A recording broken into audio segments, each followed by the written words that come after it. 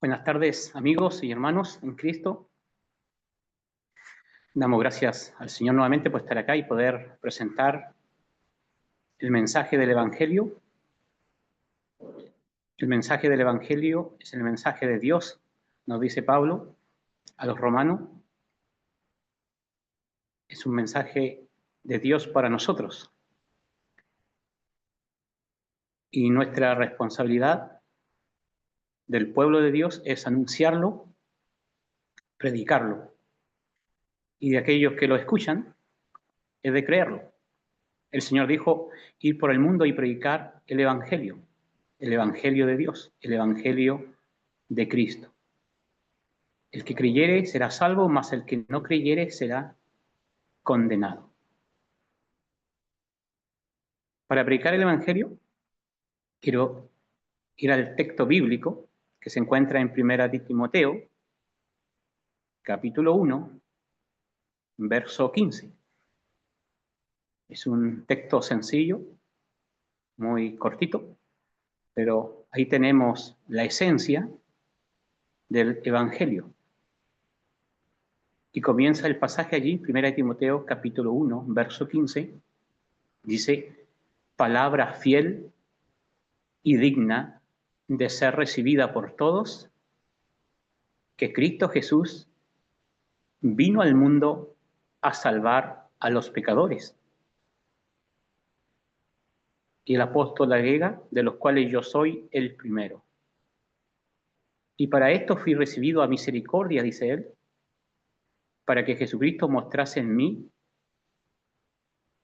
toda su clemencia, para ejemplo de los que habían de creer en él, para vida eterna. Después hay una alabanza a Dios, por tanto al Rey de los siglos, inmortal, invisible, al único y sabio Dios sea el honor y la gloria por los siglos de los siglos. Amén. Pero solamente quiero tomar por el tiempo, dice palabra fiel y digna de ser recibida por todos, que Cristo Jesús vino al mundo a salvar a los pecadores. Esta porción del apóstol Pablo, inspirado por el apóstol Pablo, podemos fácilmente dividirla en dos secciones, en dos partes. Y la mitad, palabra que debe ser recibida. Ahí va a estar la mitad. La primera parte dice, palabra fiel y digna. La segunda parte, que Cristo Jesús vino al mundo a salvar a los pecadores. El apóstol Pablo aquí nos dice en la primera parte cómo es el mensaje del Evangelio, cómo es el mensaje de Dios. Ese mensaje que debemos recibir, La segunda parte, el apóstol nos explica el contenido del mensaje de Dios, ese mensaje que debemos recibir. Y entonces comienza la primera parte, palabra fiel y digna. Palabra fiel quiere decir palabra de verdad, porque es la palabra de Dios, es el mensaje de Dios. Y este mensaje, esta palabra, nosotros podemos confiar, porque es la palabra de Dios, el cual no puede mentir. Palabra fiel. Así que nosotros podemos confiar en este mensaje. Usted puede confiar en el mensaje de Dios. Puede confiar totalmente. Puede confiar completamente en el mensaje de Dios. Porque Él tiene un mensaje que es de verdad. No es como nosotros. A veces nosotros recibimos mensajes Se puede recibir mensajes a través de los celulares, aparatos electrónicos, y no sabemos si estos mensajes son buenos o es un engaño, una extorsión, algo para engañarnos, ¿verdad? Y entonces tenemos miedo muchas veces de abrir. No confiamos, porque vienen de personas. Pero el mensaje de Dios es un mensaje de verdad, porque Dios es aquel que nos hizo, nos creó, y Él quiere el bien para nosotros. Es un mensaje de verdad. Y dice digno, digno de ser recibido. Podemos decir que esta palabra digno quiere decir peso. Es decir, el mensaje de verdad, el mensaje de Dios es un mensaje que tiene peso. A veces nosotros las usamos, ¿verdad? Cuando hay personas que prometen algo, dicen algo y después no lo cumplen. Decimos, esta persona, sus palabras no tienen valor, no tienen peso. ¿Por qué? Porque dice y no cumple. Entonces, pero en el cambio el mensaje de Dios es un mensaje de verdad, es un mensaje que tiene peso. Lo que Dios dice, lo cumple. Nosotros podemos tener las mejores intenciones de cumplir algo, decimos algo y tenemos la mejor intención para cumplir, pero no tenemos quizás el poder para hacerlo. Por ejemplo, si usted quiere llegar a una hora, a un lugar, a cierto lugar, y algo sucede, hay un taco, un accidente, y usted no puede llegar, no ha cumplido. Tuvo la intención de llegar, pero no pudo. En cambio, Dios, lo que Él promete, lo cumple. Porque lo que Él dice es verdad. Y además tiene el poder de cumplirlo. Tiene el poder.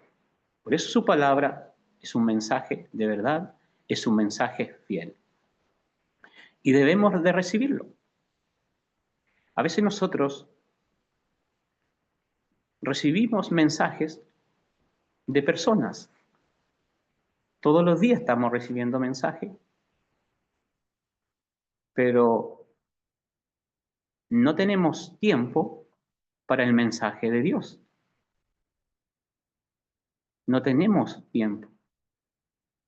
No le damos el tiempo al mensaje de Dios. Y siempre tenemos excusas. Cuando alguien nos invita, siempre hay excusas.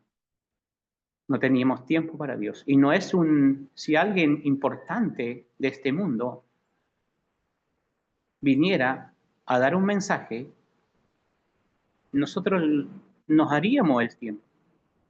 Incluso se arreglaría, ¿verdad? Para oír ese mensaje de un filósofo quizás, un científico, un gobernante, un alcalde.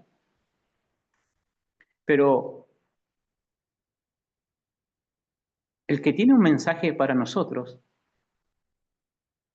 no es un hombre importante, es Dios, el creador.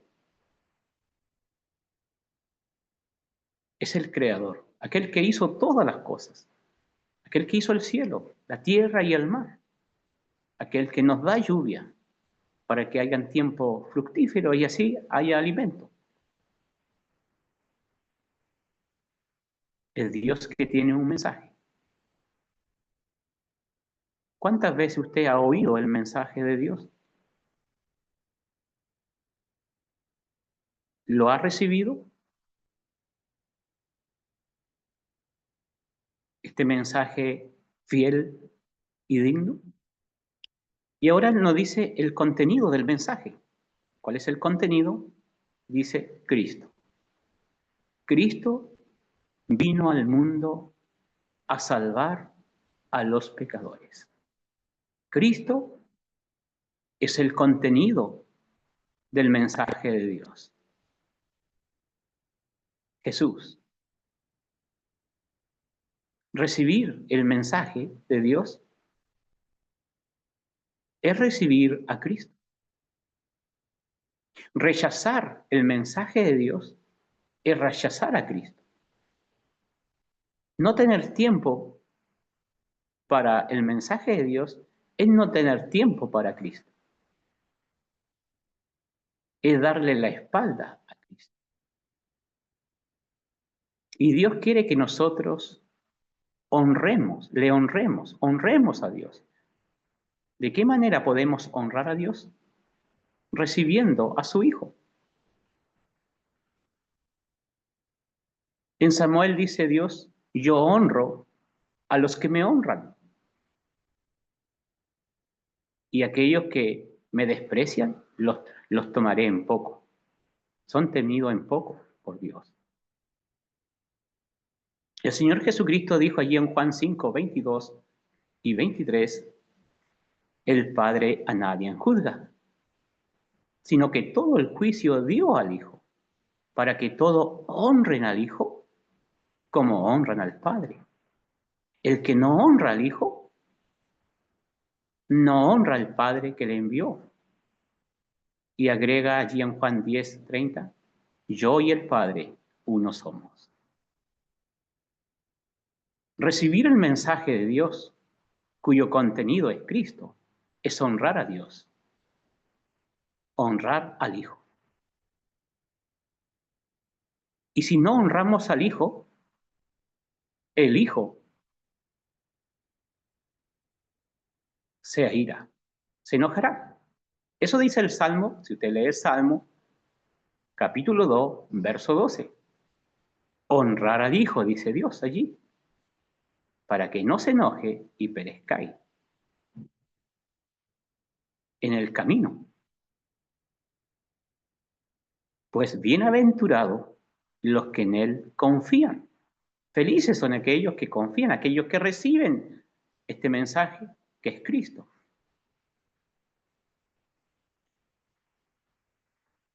Recibir a Cristo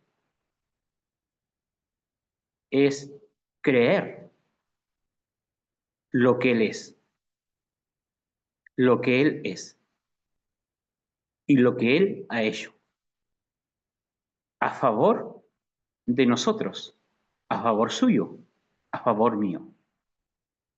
Creer en su persona, creer lo que Él dice acerca de sí mismo. Aquí dice, Cristo vino al mundo. Esta palabra Cristo quiere decir ungido, Mesías, el ungido. En antaño se hablaba de un Mesías, de un Cristo, de un ungido.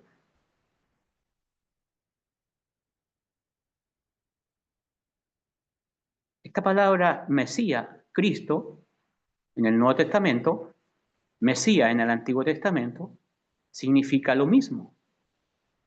Pero esta palabra viene del Antiguo Testamento, donde habían personas que se ungían con aceite para un propósito especial. Y habían tres tipos de personas que se ungían. Primero estaban los profetas, después estaban los sacerdotes y los reyes.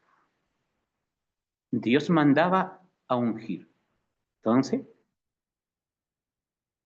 eran personas apartadas por Dios con un propósito divino, para hacer algo en el reino de Dios. Y entonces, las escrituras enseñan que hablaban de un ungido, que iba a ser único,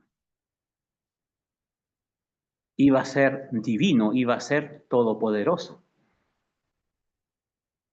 Este ungido iba a ser profeta, iba a ser sacerdote, un sacerdocio iba a tener eterno, dice el Salmo, conforme al orden de Melquisedec. Y eso lo describe Hebreos 7. Y también él iba a ser un rey, cuyo reino no tendría límites. Entonces todos los israelitas, el pueblo de Israel, esperaban a este Mesías. El escritor a Pedro dice que los profetas escribieron acerca de este Cristo, de este Mesías. Todo, ellos escribían porciones, cada uno, y entonces ellos buscaban, escudriñaban quién era este Mesías, qué tiempo iba a venir este Cristo, este señalado por Dios, este ungido. Y entonces los profetas anunciaban. Y llega el día que nace este Mesías, este Cristo. Y entonces allí leemos en Lucas 2:11, cuando el ángel anuncia, cuando nace Jesús, anuncia la llegada de este Mesías, de este Cristo. Todo estaba escrito acerca de él, de qué familia iba a venir, quién iba a ser él, qué es lo que iba a hacer, de qué tribu iba a venir,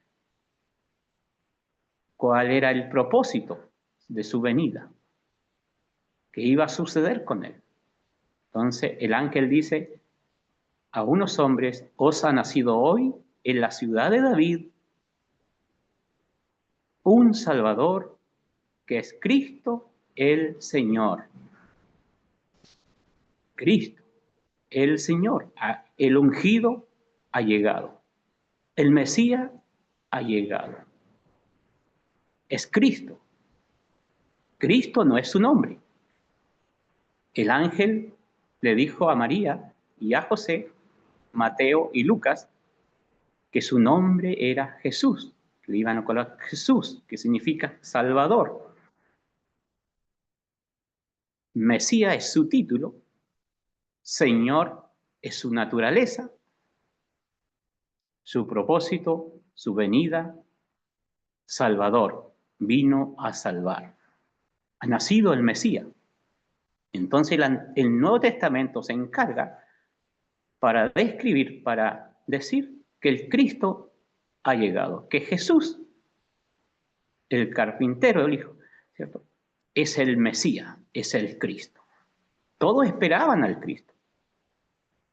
Una mujer dijo allí, cuando conversaba con el Señor, sabemos que cuando venga el Mesías, el Cristo, nos declarará todas las cosas.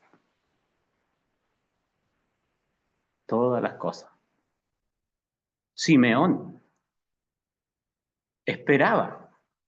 Y cuando pasan los días y el día de la presentación, él levanta a Jesús y dice, mis ojos han visto tu salvación, le dice a Dios. Ha llegado el Mesías, el Salvador, el Cristo. Y así a lo largo de las Escrituras, en el Nuevo Testamento se encarga para anunciar, para aclarar que Jesús era que se había señalado en el Antiguo Testamento, que ha llegado, está aquí, pero lo rechazaron. Cristo, el Mesías, el gran profeta, el sumo sacerdote y el rey. Y en hebreo encontramos que Él es el profeta, que Él es el sacerdote y Él es el rey. Hebreo dice, Dios habiendo hablado muchas veces, en otros tiempos a los padres, por los profetas, en estos postreros días, estoy citando Hebreo 1, nos ha hablado en su Hijo. Dios había hablado, los profetas hablaban de Dios. Dios tenía un mensaje, se lo entregaba a los profetas y los profetas hablaban en el nombre de Dios. Pero cuando viene Cristo, es Dios hablando a los hombres. Es Dios mismo trayendo el mensaje a los hombres. Y dice, habiendo hecho la purificación de nuestros pecados, y ahí lo tenemos como sumo sacerdote. Se sentó a la diestra de Dios. y ahí lo tenemos como rey. Pero ¿quién es este gran profeta, este gran sumo sacerdote y este rey? El Señor mismo en hebreo se encarga de decirnos que Él es superior a cualquier hombre. Está por encima de todo. Está por encima de los ángeles. Incluso los ángeles le adoran y Él es el creador de ellos. Los ángeles le adoran porque Él los creó y Él es el rey. Y también nos dice Hebreo que Él es a quien Dios constituyó heredero de todo y por quien asimismo hizo el universo, el cual es el resplandor de su gloria y la imagen misma de su sustancia, y quien sustenta todas las cosas con la palabra de su poder. Jesús es el Hijo de Dios, Él es divino. Pablo nos dirá que en Él habita toda la plenitud de Dios. Cristo vino al mundo. Eso significa que Él no es de acá. Él vino de un lugar, vino de Dios. Dios lo envió. Dice aquí, a salvar. A salvar. Vino al mundo a salvar. Esta palabra salvar quiere decir rescatar. Es un término que nosotros usamos para describir una acción por medio de la cual una persona es salvada de un peligro. Por ejemplo, si un pequeño suyo, un nieto, un sobrino, un hijo, un hermanito, se está ahogando en una piscina, ese niño, ¿verdad?, está en peligro, está en problema y necesita ser salvado, necesita ser rescatado. Entonces alguien ve su peligro, ve su problema y acude y lo rescata, lo saca de allí. ¿Qué hizo ese hombre? Ha salvado al pequeño, ha rescatado al pequeño. El pequeño estaba en un gran problema, en un gran peligro, pero él fue rescatado, fue salvado. Entonces, si Cristo vino al mundo a salvar, y él, porque Él es un salvador, y vino al mundo a salvar, es porque el mundo, y usted está en el mundo, yo estoy en el mundo está en problema. El mundo está en peligro y necesita ser salvado, ser rescatado.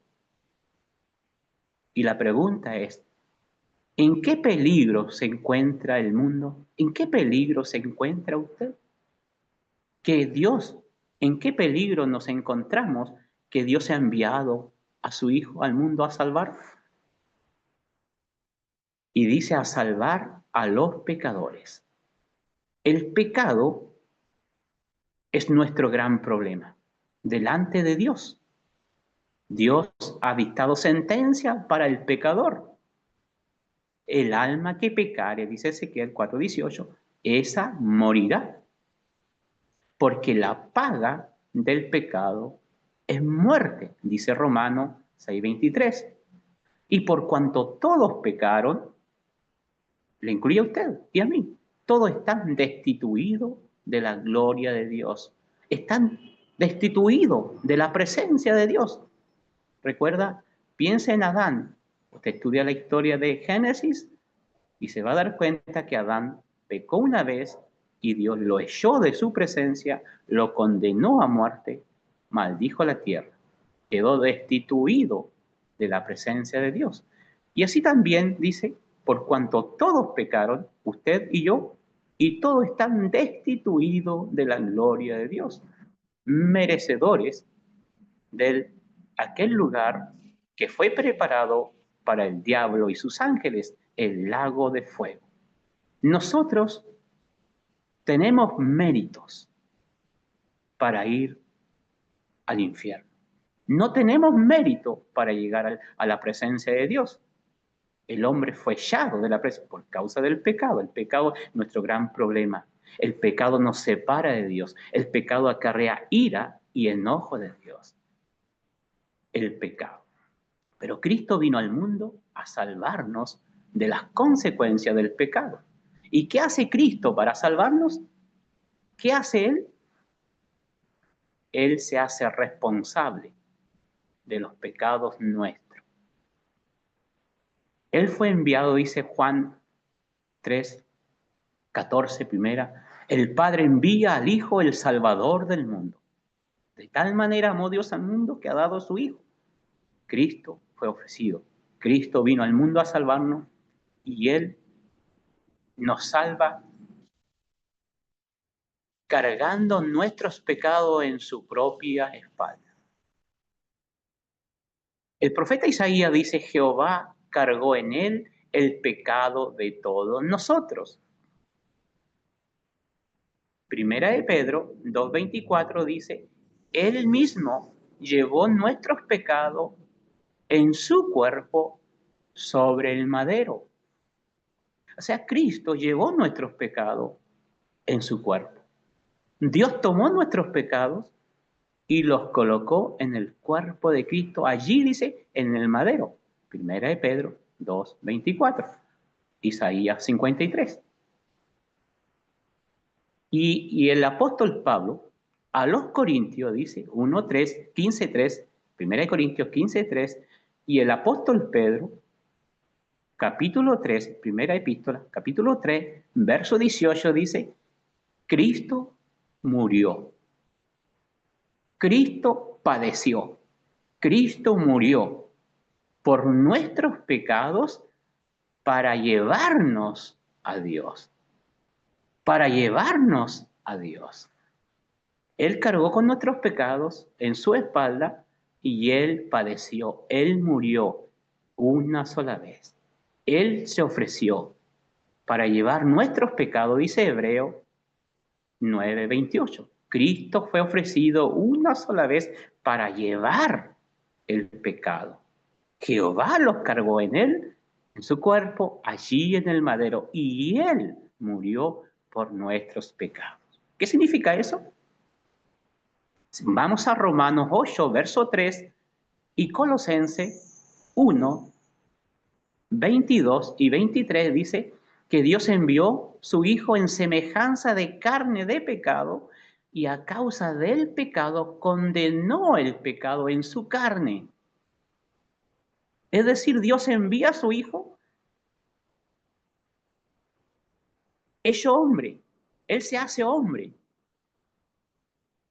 Y en ese cuerpo de hombre, en ese cuerpo de carne, cargó nuestros pecados y condenó, castigó nuestro pecado en su cuerpo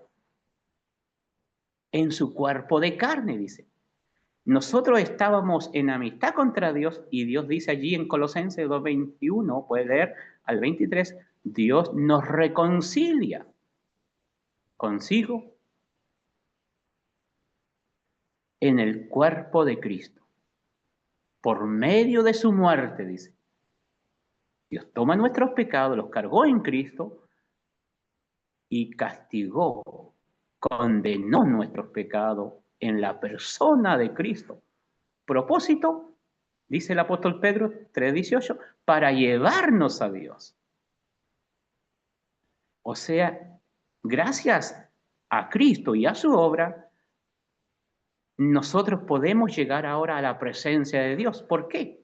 Colosenses dice, porque Cristo nos presenta santo, limpio y sin mancha delante de Dios. Y solamente de esa manera podemos entrar a la presencia de Dios, porque Cristo, a Él se le imputaron nuestros pecados. Dice Corintios 5, 19, 21. Dios nos reconcilió, ¿cierto? En el cuerpo de su Hijo, no tomándonos en cuenta nosotros nuestros pecados, sino que aquel que no hizo pecado, Cristo, a Él se le cargaron nuestros pecados y Él sufrió las consecuencias de nuestro pecado. Él sufrió el castigo para que nosotros pudiéramos llegar a Dios. Y este mensaje es un mensaje que debemos recibir. Este mensaje es un mensaje de Dios. Es un mensaje de verdad, un mensaje fiel que debemos recibir, que Cristo Jesús vino al mundo a salvar a los pecadores. Y para salvarnos, Él tuvo que padecer, tuvo que morir bajo la ira de Dios. Y la única forma de apropiarnos de la obra de Cristo a nuestro favor es depositando la fe, la confianza en Cristo. La única forma que yo puedo honrar a Dios, que usted puede honrar a Dios, es recibiendo a Cristo. La única forma que usted puede honrar a Cristo es recibiendo su mensaje, su obra, apropiándose. Pero para eso usted tiene que despojarse de esa idea que tenemos, que podemos agradar a Dios con nuestra supuesta perfección. Porque no lo hay, dice Dios. Debemos llegar al convencimiento a través de la palabra que en nosotros no mora el bien, que no tenemos mérito para ir al cielo, solo tenemos mérito para ir al infierno. Y si vamos a ir al cielo, si vamos al cielo, es por los méritos de Cristo. El único que tiene mérito para entrar a la presencia de Dios y disfrutar a Dios el Padre es Jesucristo. Él no entra por gracia, Él entra por sus propios méritos. Nosotros entramos por gracia. Nosotros no entramos por nuestros propios méritos, entramos por los méritos de Jesucristo. Esa es la buena noticia de Dios, que la ira de Dios está sobre nosotros por causa de nuestros pecados, pero al creer en Jesucristo, el cual recibió la ira en nuestro lugar, somos salvos. Y termino con el pasaje muy conocido, Juan 3:36 y Juan 3:17. Juan 3:17 y Juan 3:36. Dice así: Dios no envió a su Hijo para condenar al mundo, sino para que el mundo fuese salvo por él. El que cree en el Hijo tiene vida eterna. Juan 3:36 ahora. Vida eterna es tener comunión con Dios. Es gozar de tener sus pecados perdonados. Tener las puertas del cielo abiertas. Tiene vida eterna. Pero la segunda parte del texto bíblico es totalmente opuesta. El que rehúsa de creer en el Hijo no verá la vida. No tendrá esta comunión. No tendrá las puertas del cielo abiertas. O aún usted no tiene las puertas del cielo abiertas. A usted se le van a abrir las puertas cuando usted cree en Cristo. El que cree en el Hijo tiene vida eterna, pero el que rehúsa de creer, la ira de Dios. En este mismo instante usted tiene la ira de Dios si no ha creído en Cristo. Y el profeta Jeremías 51, verso 45 dice, y puede leer también Romanos 5:9, salven cada uno su vida de la ira de Dios. Pablo dice, estando ya justificado en la sangre de Cristo, en su sangre, por él, por Cristo, somos salvos de la ira. Honrar al Hijo. Recuerda el Salmo 2:12, honrar al Hijo para que no se enoje. Bienaventurados los que en Él confían. Dios bendiga su palabra en cada corazón.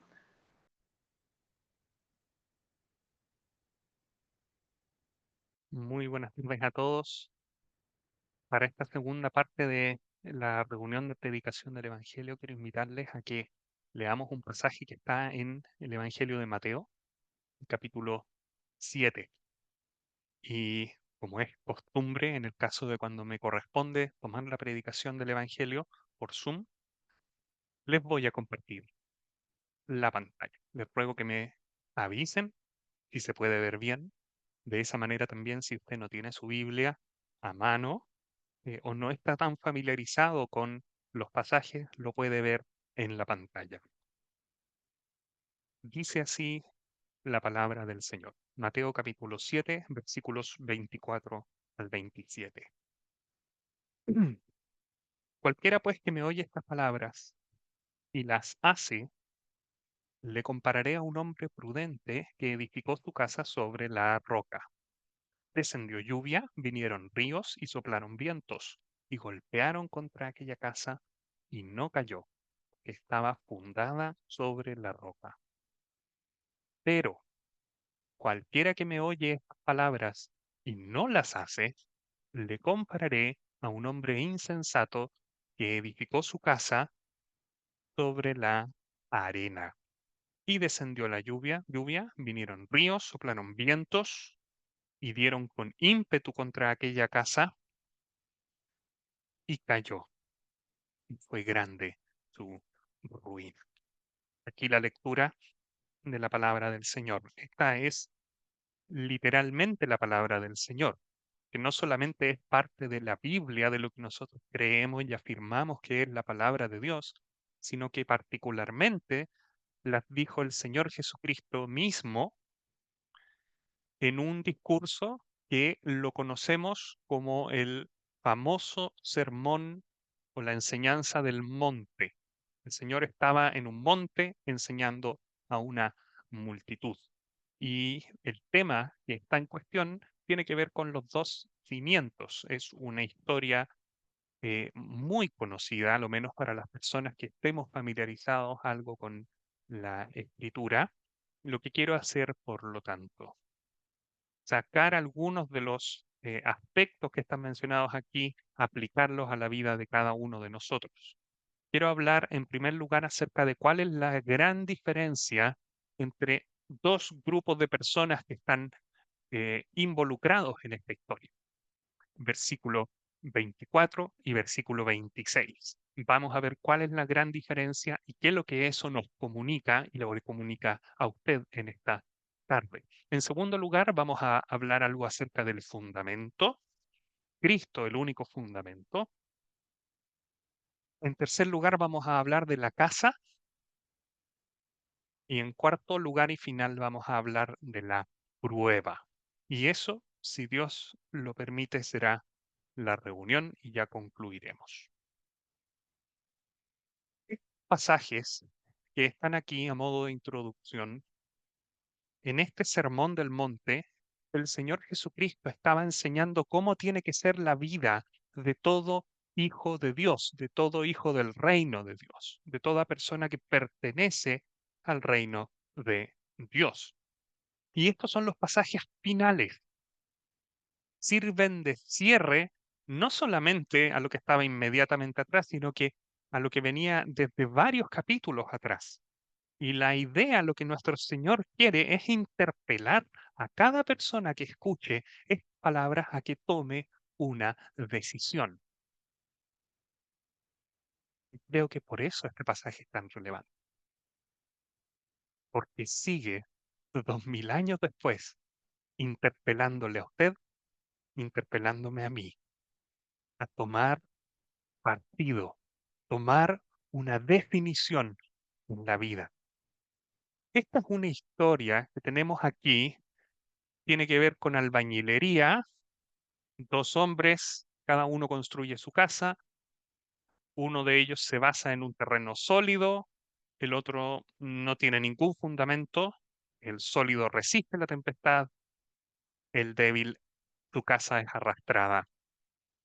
Es extremadamente sencilla, es muy fácil de entender y de hecho se puede aplicar a ser bastante sabio para múltiples cosas, etcétera, etcétera. Sin embargo, hay una verdad espiritual profunda, solemne, que era lo que nuestro Señor Jesucristo se refería. Esta parábola no puede aplicarse de manera directa a todas las cosas para mostrar que hay que ser precavido, no. Y quiero yo hacer énfasis en eso.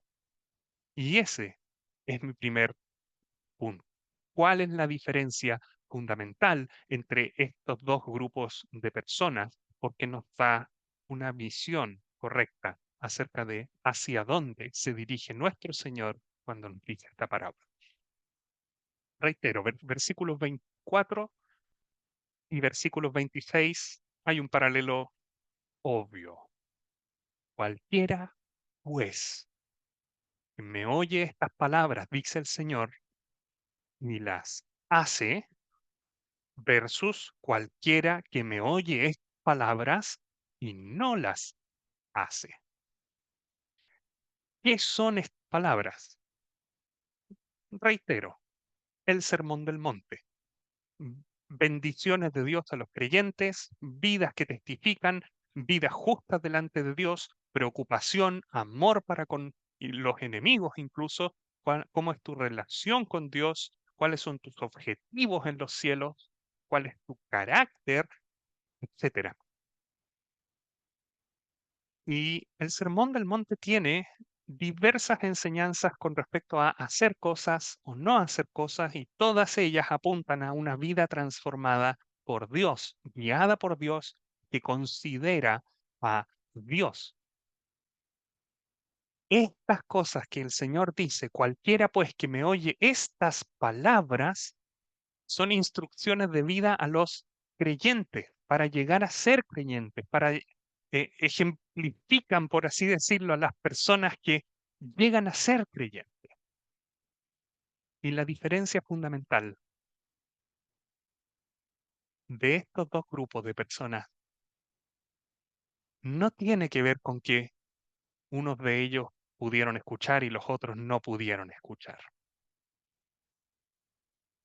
La diferencia fundamental es que ambos, habiendo escuchado todas estas cosas de cómo es el carácter de un hijo de Dios, uno de ellos le afectó, tuvo una respuesta personal en su actitud del corazón, en su reacción,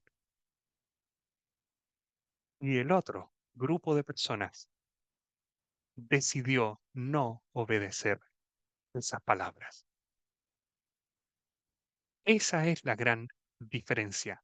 Una respuesta, una actitud personal delante de Dios de hacerlas o de no hacerlas, de cumplirlas o de no cumplirlas, de obedecerlas o de no obedecerlas.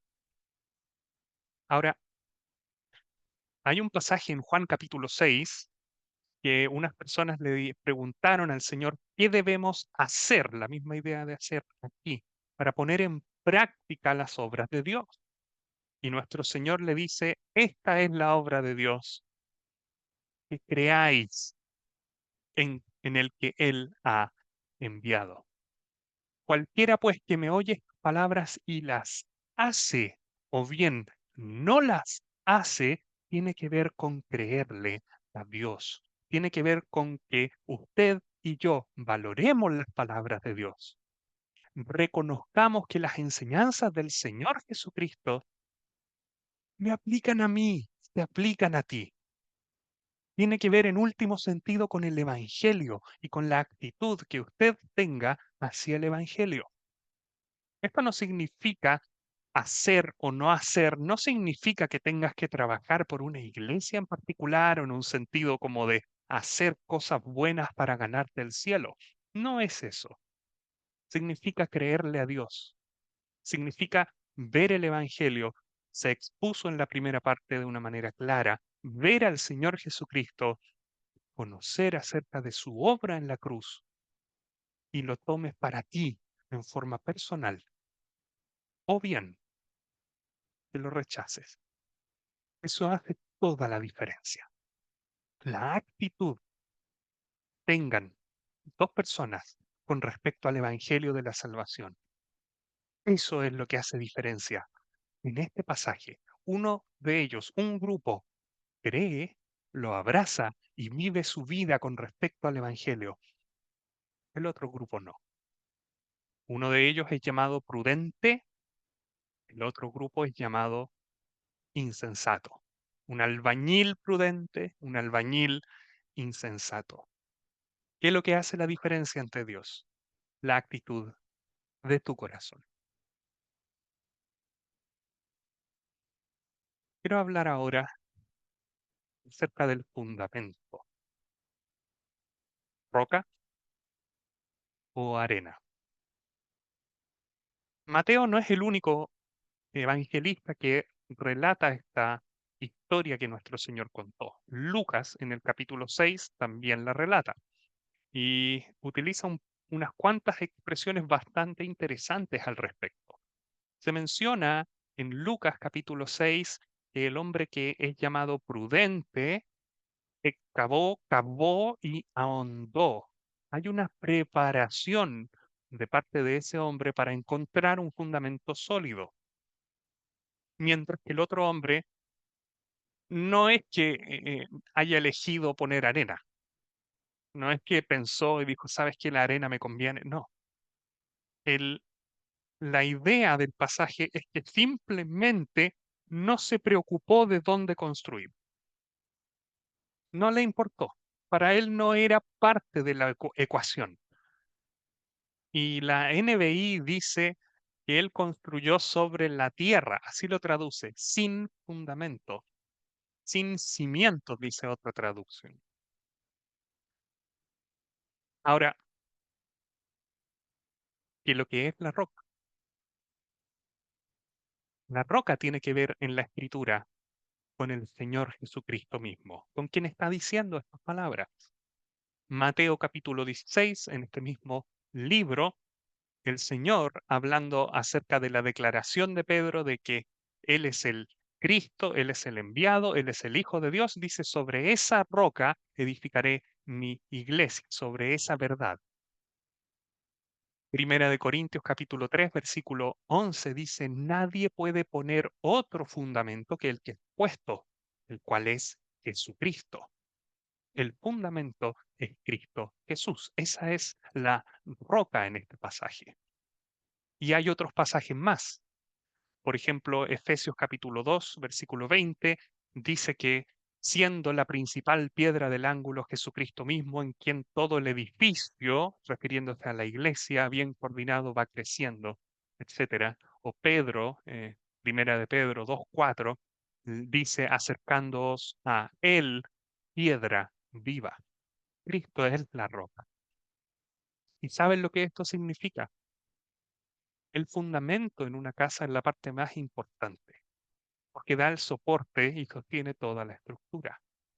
Dios envió a su Hijo, Cristo Jesús, para que nosotros vivamos por Él. Eso dice la Escritura. Es el Evangelio. Cristo Jesús es Dios, el Dios Todopoderoso, Señor de señores y Rey de reyes, pero que hace 2000 años atrás, el que no tiene principio, vino a este mundo, tomó una naturaleza humana, se hizo hombre y vivió 33 años en este mundo y llegó a la muerte, a la más denigrante, degradante, muerte maldita por la ley de Dios, una cruz. Pero la Biblia nos declara que en esa cruz Él estaba dando su vida en mi lugar y en el lugar de usted. Él estaba pagando allí, en esa cruz, por mis pecados y por los pecados de usted, cargando con mis maldades.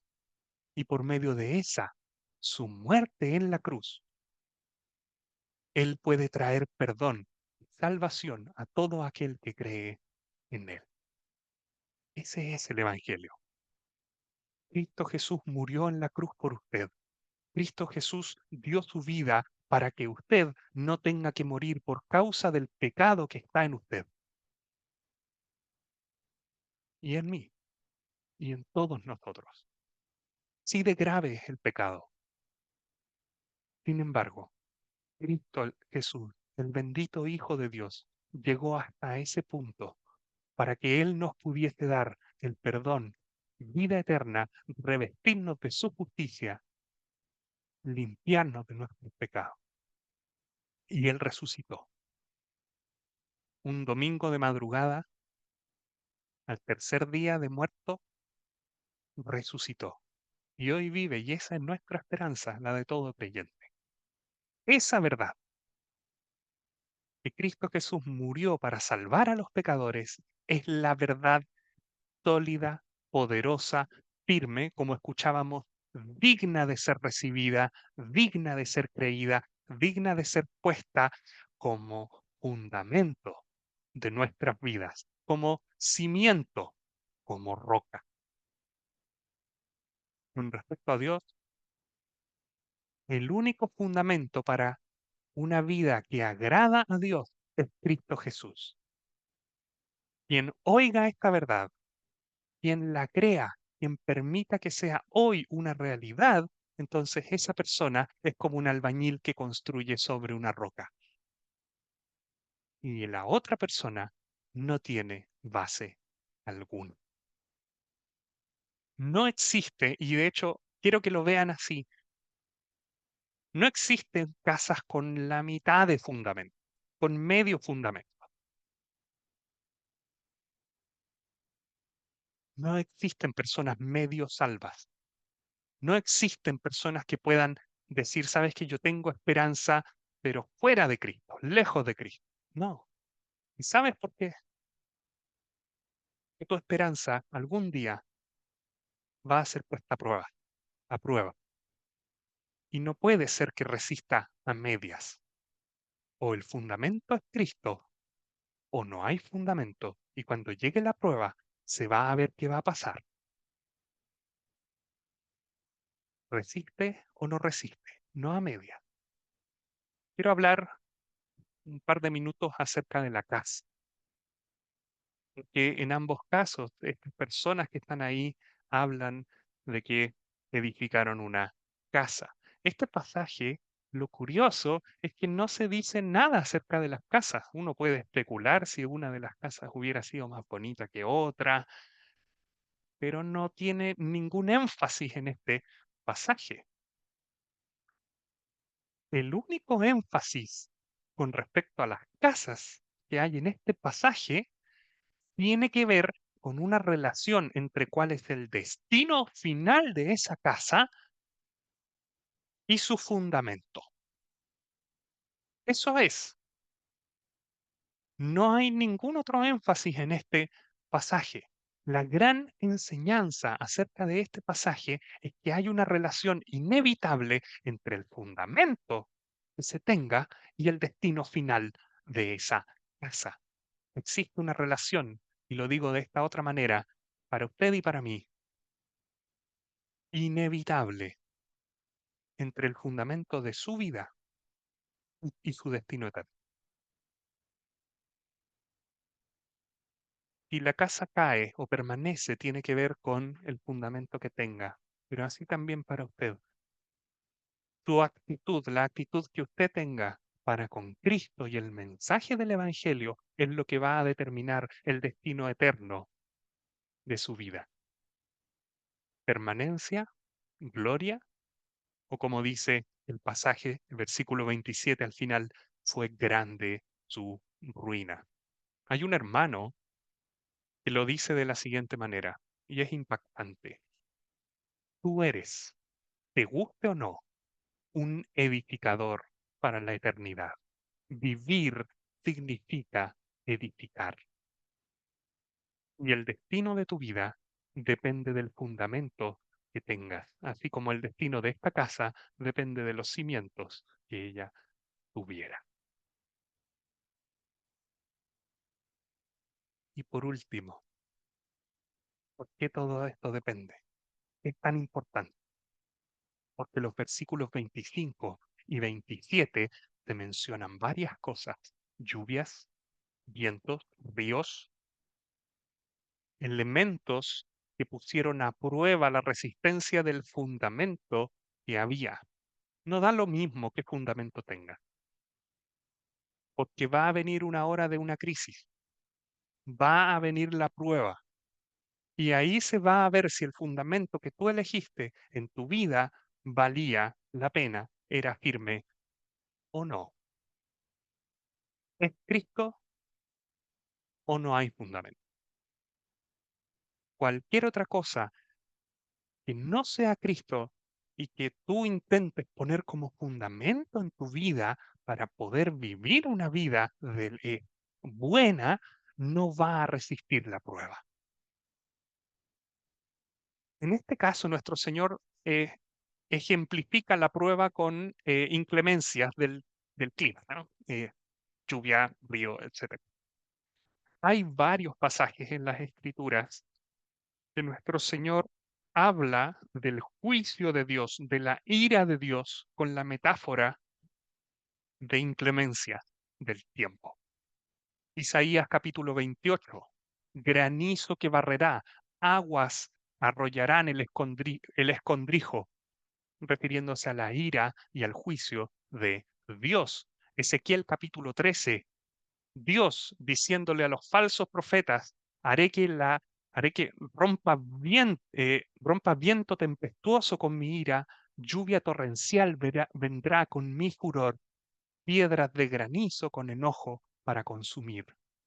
Pregúntenle nomás a Noé si es que las tormentas tienen que ver algo con o simbolizan la ira de Dios. Noé, que tuvo que construir un arca. O Jonás, que hubo también una gran tempestad. O los egipcios que persiguieron al pueblo de Israel a través del mar Rojo. ¿Y sabe lo que significan estas tormentas? Significa que usted va a tener que rendir cuentas delante de Dios algún día. Un día va a llegar la muerte y el fundamento de su vida va a ser probado. Y puede ser, tal vez usted sea alguien que haya escuchado el Evangelio, pero que nunca se haya sometido realmente a Cristo como Señor y Salvador. Puede ser que no tenga usted una real convicción de sus pecados, que no haya manifestado arrepentimiento, que no haya ido a la cruz de Cristo pidiendo y clamando por perdón y misericordia. Tal vez ha escuchado, pero no tiene fundamento. No ha creído al Evangelio, no le ha creído a Dios y por lo tanto no conoce a Dios. Tal vez conoce la periferia, los bordes, pero no le conoce a Él. ¿Cómo va a resistir cuando su vida termine, cuando usted parta a la eternidad? ¿Cómo se presentará delante de Dios si no está firmemente basado, cimentado en Cristo Jesús y en su obra de la cruz? ¿Qué le va a decir a Dios? El único fundamento válido es Cristo. Cualquier otra idea, cualquier otra filosofía es arena, sin fundamento. Arrepiéntase, vuélvase a Cristo. Él es el único fundamento verdadero que es capaz de llevar tu vida a la vida eterna con Dios. Y lo que le queremos decir, Cristo te ama hoy, te ama para limpiarte, te ama para salvarte, te ama para redimirte. Acude a Él. Hay un coro que habla de ¿no? De esta historia. El sabio sobre la roca edificó. Tal vez usted lo ha escuchado por ahí, no lo sé. El sabio edificó sobre la roca, la lluvia descendió y la casa no cayó. El necio sobre la arena edificó y la lluvia descendió y la casa se cayó.